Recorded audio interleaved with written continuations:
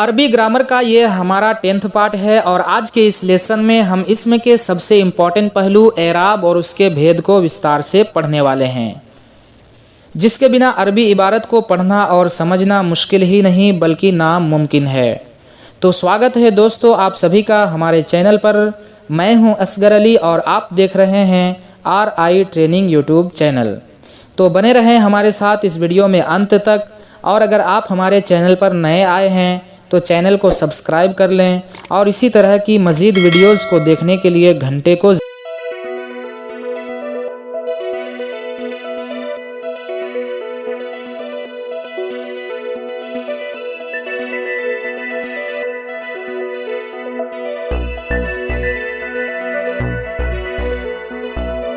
اسم کو صحیح طور پر جاننے اور پہچاننے کے لیے اسم کے چاروں پہلو جنس، عدد، وسعت اور اعراب کو جاننا بے حد ضروری ہے۔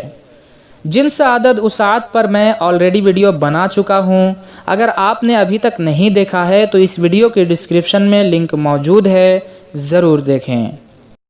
عربی بھاشا میں ایک ہی اسم کئی شکلیں تبدیل کرتا ہے، مگر اس کا ذاتی معنی تبدیل نہیں ہوتا، ارتھات اسم کسی ارتھ پریورتن کے بنا اپنی پرستھتیوں کو، اپنی حالات کو بدلتا ہے۔ اسی پریورتن کو اعراب کہا جاتا ہے، اور یہ پریورتن عربی سنگیا کے آخر میں ہوتا ہے، جیسے اللہ، اللہ، اللہ۔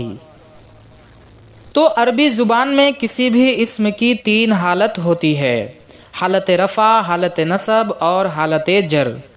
کوئی بھی اسم جب کام کرنے کی حالت میں ہو تو اسے فاعل یعنی سبجیکٹ کہا جاتا ہے، ارتھات واقعے کا وہ بھاگ جو کریا کے پہلے آ کر اس کریا کو انجام دیتا ہے، وہ عربی گرامر میں فاعل کہا جاتا ہے۔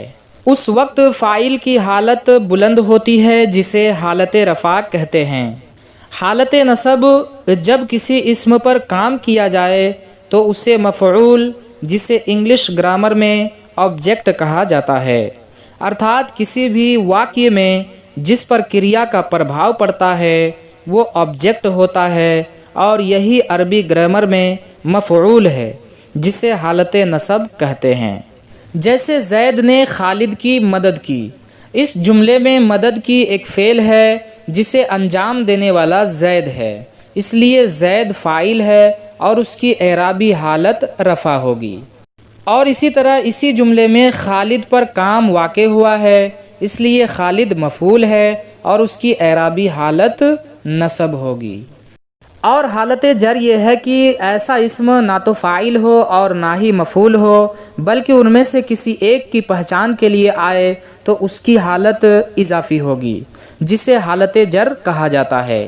جیسے زید نے خالد کے بھائی کی مدد کی، اس جملے میں مدد کی ایک فعل ہے جس کو زید نے انجام دیا تو زید فاعل ہے اور اس کی اعرابی حالت رفع ہوگی، اور فعل چونکہ بھائی پر واقع ہوا ہے اس لیے وہ مفعول ہے اور اس کی حالت نصب ہوگی، جبکہ اس میں خالد نہ تو فاعل ہے اور نہ ہی مفعول، بلکہ وہ مفعول کی پہچان کے لیے اضافی کے طور پر آیا ہے، اس لیے اس کی حالت جر ہوگی۔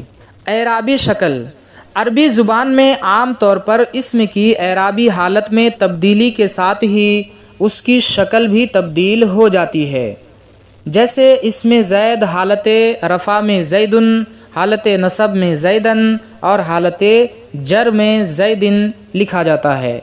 اسی طرح اسم خالد حالت رفع میں خالدن، حالت نصب میں خالدن اور حالت جر میں خالدن لکھا جاتا ہے۔ اور اسی طرح کسی بھی اسم کی پہلی حالت کو حالت رفع مانا جائے گا، جبکہ حالت نصب یا جر میں لے جانے کے لیے اس میں تبدیلی کی جائے گی۔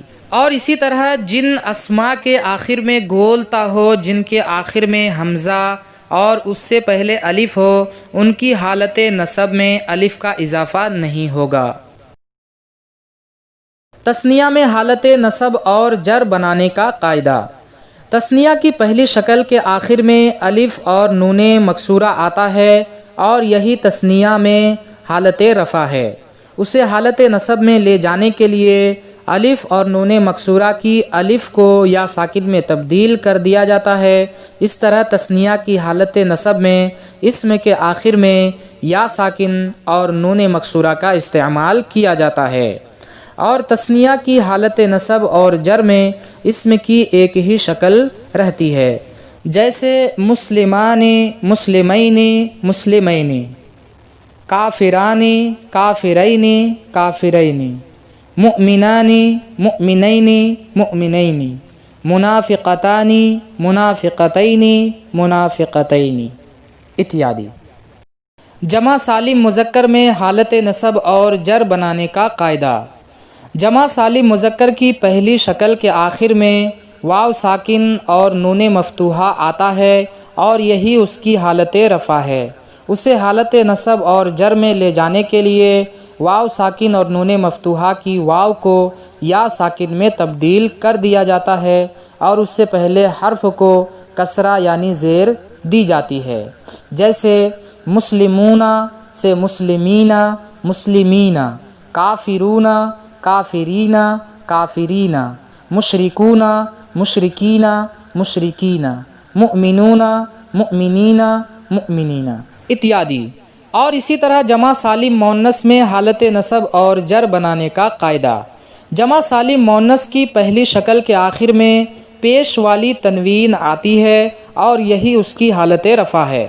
اسے حالت نصب اور جر میں لے جانے کے لیے پیش والی تنوین کو زیر والی تنوین میں تبدیل کر دیا جاتا ہے، جیسے مسلمات سے مسلمات، مسلمات، کافرات، کافرات، کافرات، مشرکات، مشرکات، مشرکات اتیادی۔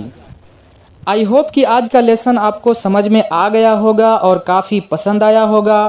اگر یہ لیسن آپ کو پسند آیا ہو تو پلیز لائک کریں اور اپنے دوستوں میں شیئر کریں، اور اگر کسی طرح کا من میں سوال ہو تو آپ کمنٹ باکس میں ضرور لکھیں، میں آپ کے سوالوں کا جواب دینے کی پوری کوشش کروں گا۔